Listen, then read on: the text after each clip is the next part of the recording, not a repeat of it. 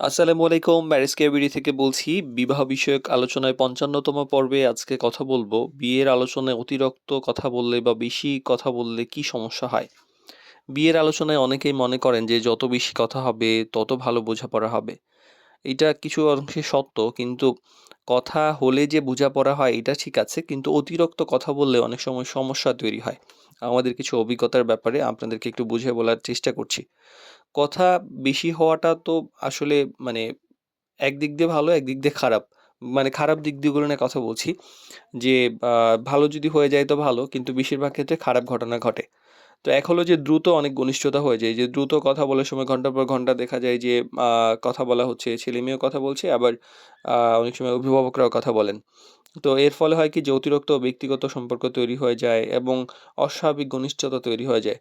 ফলে হয় কি যে যখন না এগোয়, কোনো কারণে ভেঙে যায়, তখন মানসিকভাবে একটা কষ্ট তৈরি হয়। এবং এই ক্ষেত্রে খেয়াল রাখতে হবে আবেগ আগে বাস্তবতা পরে, এরকম একটা ব্যাপার তৈরি হয়ে যায়।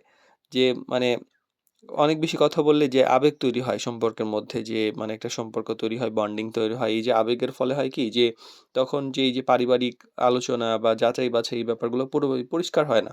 ফলে সিদ্ধান্ত হয় আবেগ দিয়ে, যুক্তি দিয়ে নয়। যার ফলে পরবর্তীতে সমস্যা তৈরি হতে পারে। আবার পরিবারে একটা অস্বস্তি হতে পারে। অনেক সময় দেখা যায় ছেলে-মেয়ে অনেক বেশি ঘনিষ্ঠ আচরণ চলছে। অনেকদিন ব্যক্তিগত যোগাযোগ চলছে, যেটা পরিবার জানে না। তো এটা কোনো সময় জানাজানি হলে একটা ভুল বোঝাবুঝি হয়ে যায়। তো বিয়ের আগে আলাপটা স্বচ্ছ না হলে পরে বিশ্বাসে ফাটল ধরে। আবার সময়ের যে একটা ব্যাপার এবং সম্মানের একটা ব্যাপার, এটার মধ্যে ভারসাম্য হয় না। অনেক সময় দেখা যায় কথা বলার সময় একটা ভবিষ্যৎ প্রত্যাশা তৈরি হয় যে আমি এখন ঘন্টার পর ঘন্টা কথা বলছি, বিয়ের পরেও হয়তো বলব। মানুষের তো কাজ আছে। তখন ব্যস্ততার কারণে যখন এইটা রেগুলার হয় না, তখন একটা ঝামেলা তৈরি হয় যে বিয়ের আগে এত কথা বললা, এখন একদমই সময় পাও না। এই যে একটা এক্সপেকটেশন, এটা ব্রেক হয়ে গেলে সমস্যা হয়। তো আসলে আমাদের কথাই নয়, কথার মানটা বেশি গুরুত্বপূর্ণ। ঘন্টার পর ঘন্টা আলোচনা করার চাইতে বরং গুরুত্বপূর্ণ ব্যাপার হইলো যে গুরুত্বপূর্ণ, অর্থপূর্ণ এবং কার্যকরী আলোচনা। সেগুলাতে হয় কি যে মানে বিষয়ভিত্তিক আলোচনা, যেমন জীবন দৃষ্টি, দায়িত্ববোধ বা ডিটেইল যদি কোনো কিছু জানা লাগে, সেগুলো ধরে আলোচনা করা। আমার বেশ কিছু এক্সপেরিয়েন্স হইছে যে আ এমন হয়েছে, ইভেন আমার সঙ্গে ফোন করে ঘন্টার পর ঘন্টা কথা বলেছেন, যদিও ১ পয়সা দেননি।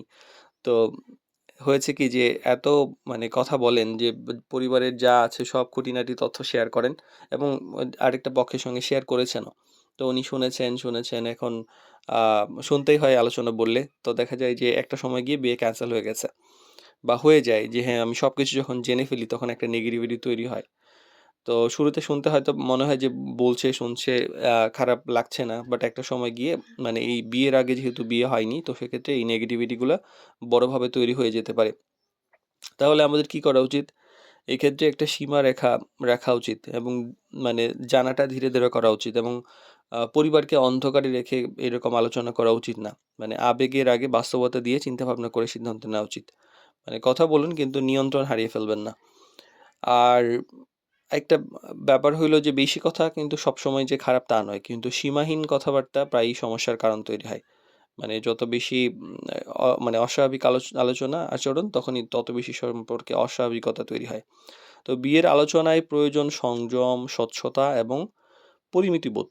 এবং এই যে পরিমিত যোগাযোগ, এটা হচ্ছে বিয়ের একটা সম্পর্কের ভিত্তি আ গড়ে তুলে দেয়। আর সম্পর্কের শক্তি আসলে সময়ের যে পরিমাণ সেটাতে নয়, বরং বোঝাপড়ার মানে গভীরতার মধ্যে থাকে।